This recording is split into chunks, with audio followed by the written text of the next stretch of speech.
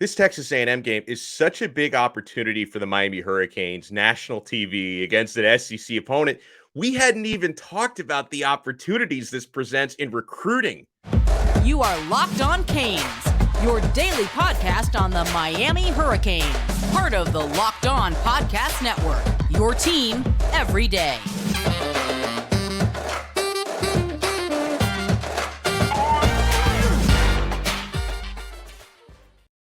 I am Alex Donno, your host. I'm a University of Miami alumnus, longtime South Florida sports radio vet, and contributor to allhurricanes.com. And thank you so much for making Locked On Canes your first listen today. We're available free wherever you get your podcasts and available free on YouTube as we continue Texas A&M week.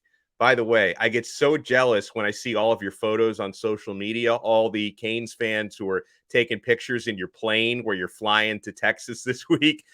Represent hard out there. It's going to be difficult to get your voices heard over that 12th man, but scream and yell as loud as you can, and hopefully Miami will be the one celebrating after the game. And, hopefully this game, if Miami comes and shows out, can give Miami some advantages in recruiting. That's why we love to talk to one of our recruiting experts, the foremost expert on high school football, Larry Blustein from 560 WQAM and the Six Ring Cane Show. Our boy Blue, how you doing, sir? Good, Alex. Can't complain. Big week. I think everybody's been kind of circling this day since the schedule was made. One of two games that they said would be obstacles. And we know that, Hurricane fans love to look ahead. And I'm sure Mario Cristobal, and it's true, in his post-game presser last week, the one thing that he emphasized is, now we can put this game behind and concentrate on a game that you all have been thinking about for a long time. Yeah. And Blue, I want to ask you, how big of an opportunity does this present in impressing recruits? And I know not all of the players Miami's chasing in the 2023 class and 2024 class, not all of them are like prioritizing how's Miami going to play in this game, but I believe some of them are, because I remember comments made over the last couple of months by, players like Damari Brown that Miami's been chasing and Christopher Johnson, who have said like they want to see what Miami looks like early in the season. And I would imagine this is probably a game they had circled on their calendars. A guy like Hykeem Williams, who has been trending toward Texas A&M, but Miami and Florida State are also on the short list for him. He's going to be at the game making an official visit to Texas A&M. So, Blue, how big of an impact could this game, if Miami shows up and plays well, how big an impact can that have on recruiting? Well, from the standpoint, being in a Texas A&M home game, and obviously they're going to get all their targets there and put them on the sideline or wherever they're going to put them and just let them take in the game from their vantage point. And obviously, you said there's a couple of kids that'll be there that have Miami in mind, but there's probably a hidden factor that a lot of people don't know, and that's Corey Fleck. And him being from 37 miles away from College Station in the Houston area, he's going to have a lot of people there, a lot of former teammates, a lot of guys from his school, North Shore, a lot of kids from that area as well. So that's a hidden factor that a lot of people don't really understand, because, when Miami was relevant back in the day, I mean, you look at Jesse Armstead and you look at Kevin Williams and, players of that caliber, Damian Lewis, that came from Texas and that really made a mark. And I think that a lot of these people understand with the way that Corey has played, being a leader as a tackler and probably one of the most dependable players Miami's had in the first couple of games, because he's always Johnny on the spot. That's going to be something to kind of look at as well. And I think that this, to answer your question, is going to be really big. It's not going to be as huge as a Florida State Miami game, but it's still going to be relevant because there's a lot of kids that are going to go to this game. And if Miami plays well, which we expect them to, they're going to remember this. And when it's time to make a decision to go, you know what, I was impressed with Miami. They're not real deep at this position, and I get a chance to maybe come in, because the way I look at it, win, lose, or draw, Texas A&M right now is 2 years ahead of Miami. depth-wise, a lot of frontline talent. You and I talked before that they have a lot of, key kids on the team. But this can close the gap real quick because Miami, with their class coming in next year, and then hopefully some 24 kids that they'll get on the line, it'll close the gap extremely quick. And within 2 years, Miami will legitimately be in that conversation as one of the top teams. It's interesting because I look at this matchup and I don't really put a whole lot of stock into the fact that Texas A&M just lost to Appalachian State at home because it's no longer an upset. It's right. Appalachian State will get in and look at what happened last year with Miami. They'll get in your side, but I understand what you're saying. Like, I still think this is an incredibly tough game. Like, I guess, like, you look at this and you say Texas A&M, they have issues, especially with quarterback play, and their running game has not hit their stride yet either. And they just they completely lost the battle of clock control last week. So, you look at it, you say Texas A&M have some imperfections, but they still, like, on paper, they have more talent than Miami does, but they had a lot more talent than App State did. So when you look at things like blue chip ratio, I mean, how much does that really matter? I guess we can debate that, but I want to start though, Blue. I think one position where Miami can definitely have an advantage is at quarterback. Tyler Van Dyke didn't have his best game last week, but I would put a lot more faith in TVD than I would in Haynes King on the other side. And there's kind of some scouting reports coming out of Texas A&M practice this week because their starter, King, has been far from convincing.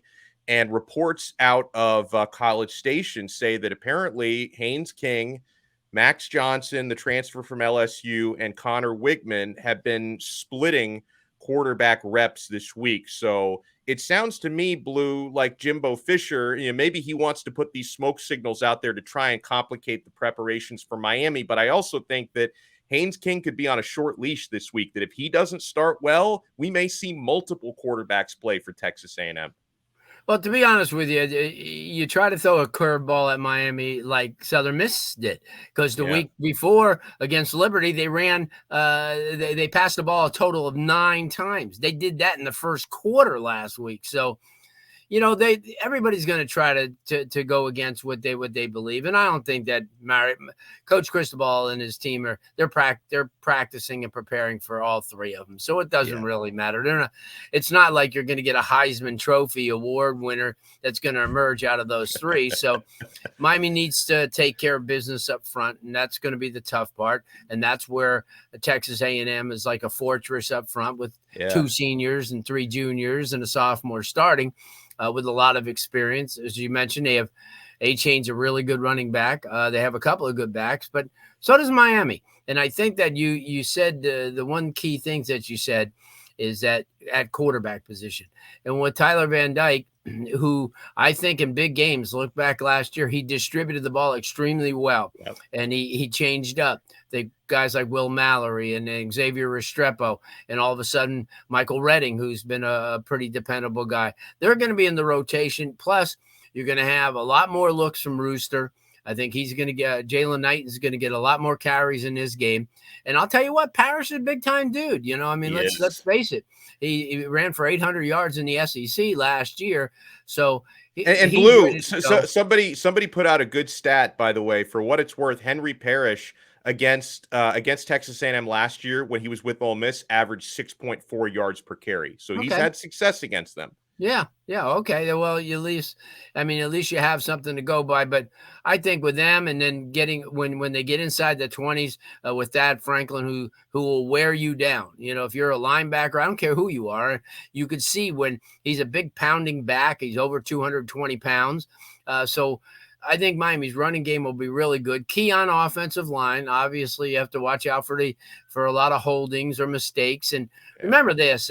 And I was told a long time ago that anybody who has a big crowd that has an entire day like this at 9:00 start Eastern time, just like LSU, when LSU plays those night games, are a whole different animal than when they play at noon or 3:00. So the crowd's going to be crazy. It's going to be 90% A&M fans, and that means almost 90,000 fans are going to root for them. But I just think that as soon as the nerves settle down and you start playing football, I think Miami needs to run the ball coming out, no doubt. And, but they have a quarterback just in case, in case they start stacking the box. I think that somebody like Tyler Van Dyke will remind Jimbo Fisher and his team that he's pretty damn good. So, I feel really optimistic from the offensive part. And I don't think Miami's worrying too much about their quarterback situation at Texas A&M, because like I said, Southern Mississippi threw a curve at Miami last week. And, they expected to get a heavy dose of Frank Gore Jr. Yeah. He got 10 yards. So, so that's the thing. So they're preparing, and they got the coaching staff that probably looks at films, look when they, when Texas A&M plays a team like Miami, what their tendencies are on offense and defense. And, they'll be well prepared. I don't ever have to worry about that. We have so much coming on this episode of Locked On Canes, and Larry Blustein is nice enough to stop by. We're going to talk about a lot of specific Miami targets for the class of 2023, some of which will be at the game this weekend, visiting College Station. Others will be watching intently. We're going to be covering on this episode players like David Hicks, 5-star defensive tackle. We'll be talking about Damari Brown. We'll be talking about Jalen Brown. I know he's an LSU commit, but he's looking around, including making an official visit to Texas A&M this week. So we have a lot coming up. Plus, when we come back, our stock report. We debuted this last week. People love it. We'll tell you which Hurricanes players we're buying stock in for this matchup against Texas A&M. And guys, make sure you make betonline.net your source, your number one source, like it is for me, for all your pro and college football betting needs and sports info this season. I'm on the website every day.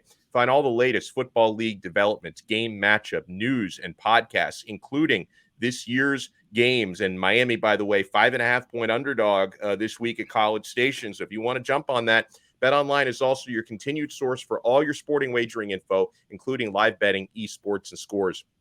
The fastest and easiest way to check in on all of your favorite sports and events, including Major League Baseball, MMA, boxing, and golf. So head to the website today or use your mobile device to learn more about the trends in action. BetOnline, where the game starts. Thank you so much for making Locked On Canes your first listen today. Available free wherever you get your podcasts, like Apple Podcasts, Spotify, Odyssey. Available free on YouTube. So make sure you subscribe to the YouTube channel and hit that thumbs up button. Larry Blustein is nice enough to join us today. So Blue, are you ready for the stock report? Yes. Oh yeah. Yeah. I was watching it last week, and you had some really, really good guys on there, and very interesting too. And I want people to remember, as experienced traders like we are, we like to buy low. Right? Like, I'm not necessarily buying Xavier Restrepo stock right now because it's been absolutely soaring. We like to buy low, my friends. And because, you've got your weird uncle down the street, Uncle Louie, who's got these like crazy stock tips. Like, yeah, come here, kid. Come here. I got this great idea for you. I don't know if you've heard of this. Tesla. They make cars. They make electric cars. You should buy stock. You may not know about this one. Everybody knows about this one. We give you advice on how to buy low here. So as for who I'm buying stock in, Blue, for this matchup, I think this is a great opportunity heading into this Texas A&M game. I'm definitely buying low with Will Mallory.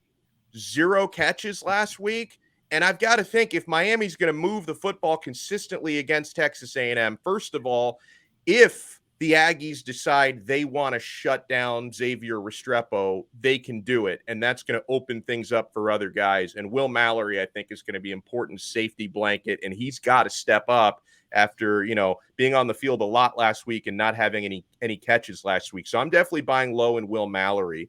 I'll tell you another one, Blue, another pass catcher. This may be a little bit of a risky investment, but I'm basically buying at the bottom here, okay?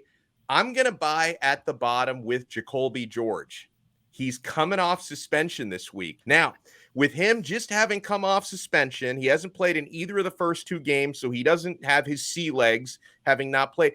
I don't know how much he's going to get used, but I know Jacolby is hungry. I know he's motivated to make up for lost time after being suspended the first couple of games, and he's also one of Miami's top deep threats. I mean, Jacolby George averaged 26.2 yards per reception last year. So I don't know if this one's going to soar to the moon in one game, but I'm going to buy right now basically at 0 with Jacolby George. Nice. I think those are pretty good one. I'll tell you who I'm going to buy low with.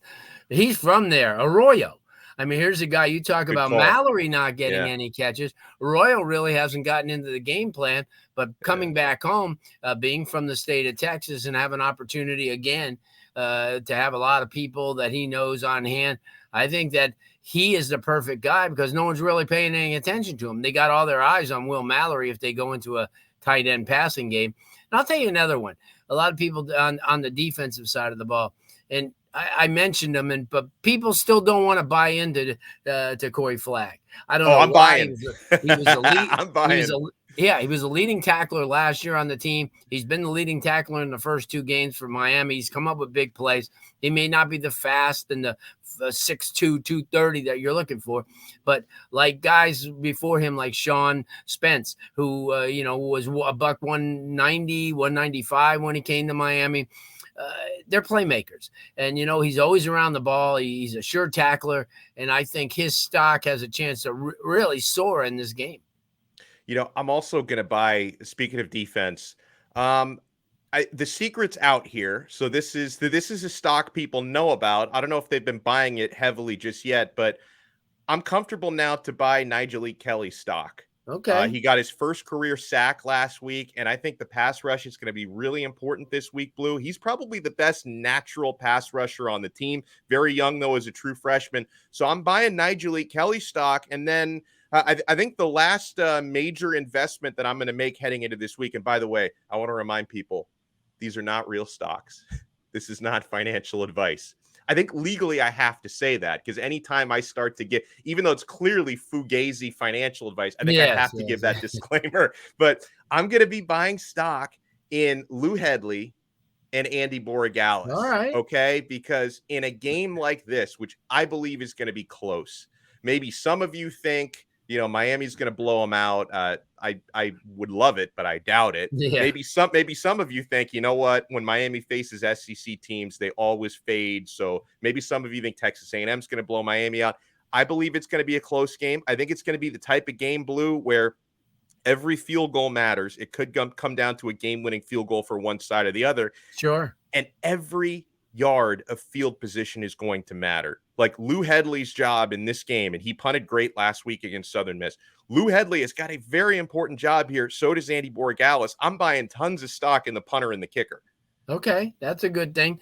Remember, because I was just thinking as you were talking to get away from the special teams, but Akeem Mesidor could be back, and he was in the first game against Bethune-Cookman, a terror. I know it was Bethune-Cookman, but they were without him last week, and I think he comes back. He's a difference maker, but what he does is open up for somebody else I'm going to buy some really, really stock very low on, and I think that he's going to come through, is to Corey Couch. He may have turned into the best defensive back Miami has right now. He's a ball hawk. He's always around the ball. He's a player, and he could come up big. I mean, especially in the passing game, especially with an unknown quarterback and a good pass rush, as you mentioned, with Kelly, Lichtenstein, whoever's, playing up front, along with Mesidor, and also, whoever else they choose to put up front. But what that does is make the defensive secondary a lot better. And I think that the Corey Couch is somebody that we could buy extremely low on right now, because there's a lot of people say, well, this and that, but keep your eye. Speaking of the defensive backfield, what do you take? What do you take away from what's going on right now with Avante Williams? And do you think, obviously he's not been happy, but the coaches spoke on Monday, and it sounds like they're really trying to smooth things over with him and keep him focused on the process. Do you think he's going to end up carving out more playing time for himself here? Well, the first thing was, where are you going to put him? I mean, right now, unless you move James Williams back down towards the box like they did in a couple of plays in the last game, then there's no room for him right now. But if you decide to do that and maybe move him down and then enter Alvante in some place, you get a fresh body and a guy who can make plays and may have enough of a chip on his shoulder to say, you know what, I'm going to show these people that I'm one of the best. And, I mean, the whole thing is what does Mario uses? You practice how you play. And right. I mean, and that's the one thing.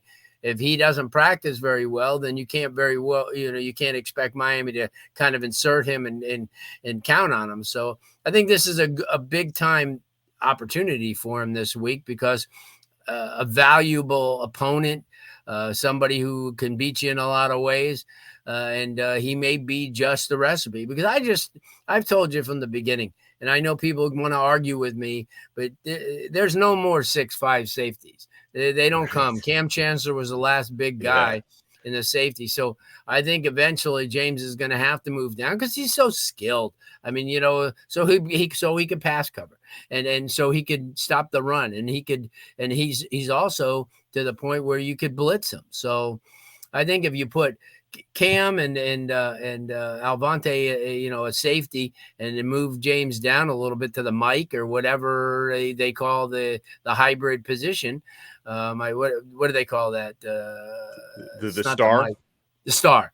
Yeah. The star position. So yeah, I agree with you. I think that if they get Alvante in the mix, because he is a talent, and there's no doubt about it, he could play the game. So he needs to become that team player, just like everybody else on the team. You're never going to hear people like Rashard Smith or people who are big time football talents coming out of high school complain, because that's not who they are. By the way, you can follow us, follow the show on Twitter. You see where you can follow me and where you can follow Blue, at Larry Blustein on Twitter, and I'm at Alex Donno. You can also follow Locked On Canes at Locked On Canes. And people have been tweeting us now who they are buying stock in for this week. And a lot of you are saying you're buying Tyler Van Dyke stock. And you know what? I can ride with that, because he took a dip, like stock-wise. TVD took a dip, didn't have a very good first half against Southern Miss. And Tyler Van Dyke, he said it this week, he enjoys being booed. And so if he enjoys being booed, he's going to have a great time this Saturday, because Miami's going to get booed a lot by 102,000 fans there at Texas A&M. And Blue, you're the one who mentioned off the top, he had some of his biggest moments last year in primetime when the lights were brightest, and in some big road games as well. So I could definitely see buying some stock in Tyler Van Dyke. This could end up being like a defining performance for him this season. But when we come back, I want to talk some recruiting with Larry Blustein, because there are some key players. And, I think in the weeks to come, we'll start talking a little bit more about 2024, but I still want to focus on a lot of 2023 guys. So, and we have the top expert here with us, so keep it locked right here to Locked On Canes. Thank you so much for making Locked On Canes your first listen today. We are part of the awesome Locked On Podcast Network, your team every day. So, Blue, I don't think he's going to be at this game this week, but a player that's getting a lot of buzz towards Miami the last couple of weeks, and everybody tells me this guy's really underrated. That's Edwin Joseph, who's just a 3-star out of Chaminade, plays both cornerback and wide receiver. I understand Miami is recruiting him to be a defensive back, and sounds like he's a lifelong Canes fan, and his father's a lifelong Canes fan. So he may be very much leaning to Miami right now. What can you tell me about this player? Well, from the beginning, I've been an Edwin Joseph fan. I've told a lot of people back since he was a sophomore. I followed him. Without a doubt, he's the most versatile and most valuable player that Chaminade has. And that's saying a lot with Jeremiah Smith and Josiah Trader and some of the other studs. But this is a guy that comes. He's one of those lunch pail guys. He brings his lunch to work, and he just busts his tail. And he never complains about anything, because remember, he was a go-to receiver last year. Then all of a sudden they brought in Josiah Trader in the offseason from Miami Central, and it would have been easier for him to say, you know what, this is terrible. I'm leaving. I could play anywhere. I've, given this program, but he didn't. He understands that he's a valuable commodity on both sides of the ball. Against in a game against Dillard, they were down 14-0. He single-handedly turned the ball game around with tremendous catches, and he continues to do it. he would be a perfect fit for Miami. Just like a kid that gets it done in the classroom, he gets it done on the football field, and you'll never, like Restrepo, you'll never ever have to worry about him, being a cancer in the locker room, because he's not. He's a team player from the beginning, which I can't say the same about a lot of other kids. Do you agree? Like, does he project out better as a defensive back, or do you think Miami might be leaning that way just because of their own team needs? Well, when he gets on campus, and, if he gets on campus here, they'll find out, because, yes, he's a tremendous defensive back, but he's such a clutch receiver. He gets open all the time. He's got great hands. His speed is really good. I mean, it's not blazing, but, right. Everybody has a purpose on a football team. Some guys that could spread the offense. I mean, you look at the Dolphins are a perfect example, where you have two speedsters, but then you other kids that complement them. And that's what happens with him. He's quick enough where he's going to get open. He's smart enough to get open. And yeah, he'd be a great asset no matter where he plays on the football field. So, somebody we're definitely going to be watching until he announces, which may not be until signing day. One of the top players in the class, David Hicks, 5-star from Texas, who seems to be maybe a Texas A&M lean, or at least their favorite. He's going to be at the game this weekend, but Miami's also on his list of finalists. So do you think Miami might be able to sway a guy like David Hicks with a good performance?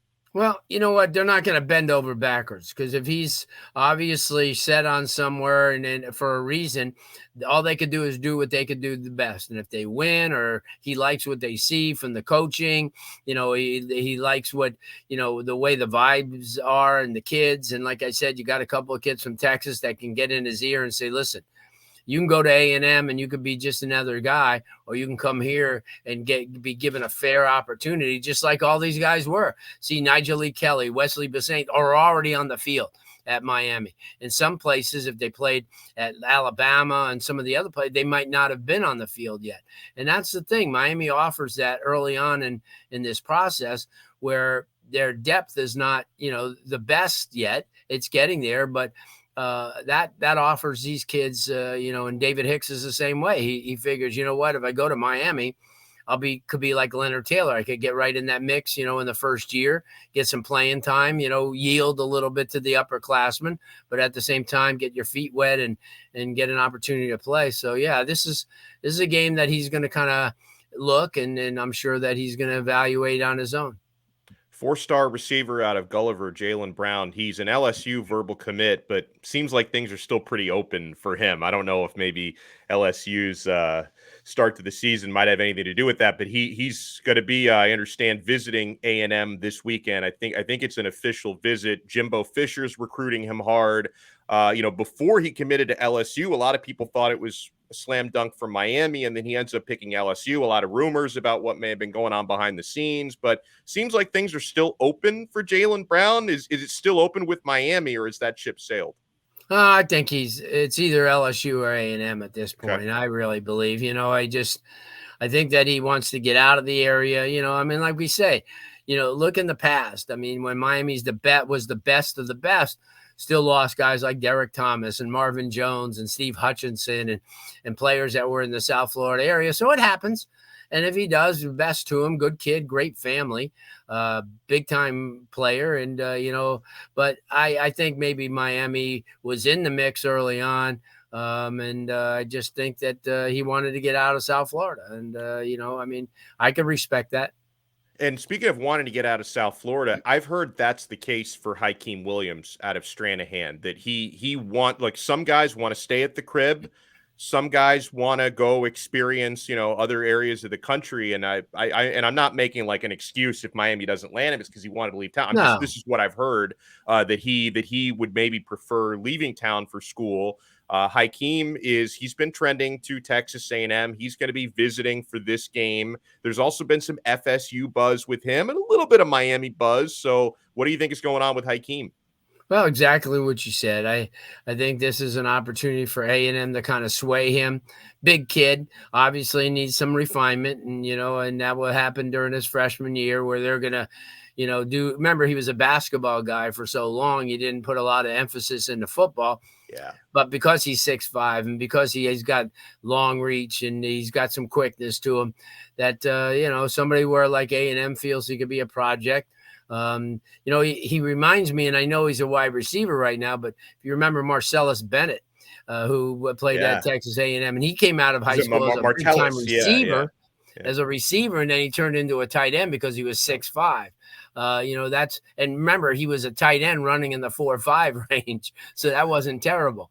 I'm sure they could throw a lot of things like that. FSU's a really, really a program that's really in the mix because of the fact that, just the way they throw the ball around, they distribute it, and that's the type of offense that Coach Norvell runs. And obviously that's appealing. And then there's Miami, a team that he could stay at home, but I don't think he's favor on staying home. But if he does, he won't be making a mistake. I think he can come in, and the way things have been at Miami with nobody really stepping up and taking that wide receiver 1 position except for Restrepo, I think he would fare fairly well down here. Especially you get a lot of tutelage from the receiver position and also from the offensive coordinator as well as Mario, helping him along.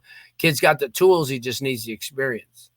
Constant resource for information. Nobody does it like Blue. Make sure you follow him on Twitter at Larry Blustein. Make sure you check him out Monday nights on 560 WQAM, the best high school football show in the country. And make sure you check him out on the Six Rings Cane Show as well. Blue, I can't thank you enough for taking the time. Enjoy all the high school games coming up this week and enjoy Miami at Texas A&M. Thank you, Alex. Appreciate you as always. Always. And make sure, guys, you get more on the ACC by making Locked On ACC your second listen every day. I'm going to be on the Thursday episode of Locked On ACC alongside host Candace Cooper, local experts like myself, if you can call me an expert, take you across the ACC in 30 minutes. Make Locked On ACC your second listen. Thank you for making us your first. We will talk to you again tomorrow. Tomorrow, we got the Texas A&M crossover with Joey Ikes from Locked On Aggies. So, we're going to cover everything for this matchup. So thank you so much. We'll talk to you again on another episode of Locked On Canes, part of the awesome Locked On Podcast Network. Your team every day.